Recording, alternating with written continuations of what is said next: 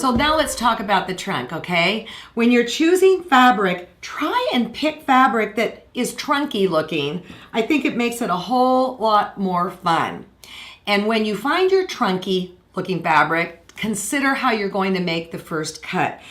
In the case of this stripy fabric, it was cut cross grain. You're going to want to cut it 1.5 inches wide and then cut it 1 1/4. So you have this little rectangle for the trunk, all right? And then for the background, you're going to want to cut 2 rectangles that are 2 1/8 by 1 1/2. Again, they're rectangles. And it would be important to me that the background of the trunk matches the background of the tree. Just an FYI. So when it's time to sew the trunk onto the traditionally pieced tree, you'll find that maybe the tree has veered in. So what you need to do is this. Find the center of the base of the tree by simply folding it, pinching it, just like when you cut it, and center it onto the brown trunk, pin it in place, and just do your regular 1/4 inch seam. No big deal.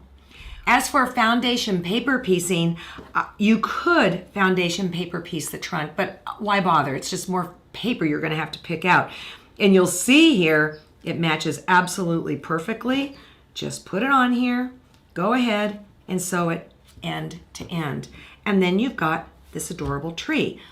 Remember, you're going to have to make 76 trees. The pattern says less, but I'm going to take 4 of the trees and chop off the bottom, and 4 of the trees and chop off the top. You'll note that it is a vertical set, meaning I sewed rows vertically, and then I staggered them, all right?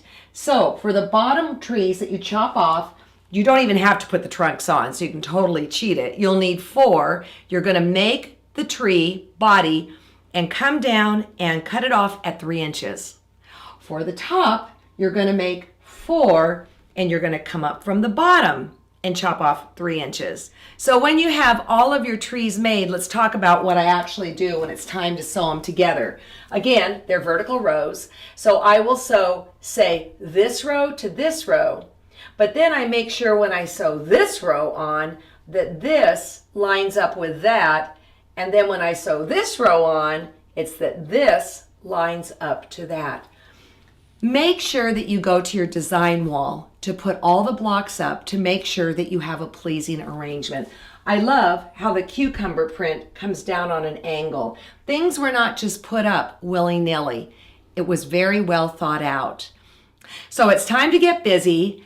And my next lesson is going to be how to cope with these 1 inch finished half square triangles. Yes, they're doable because remember, you are now a 1/4 inch expert, but I'll still give you ways to cheat.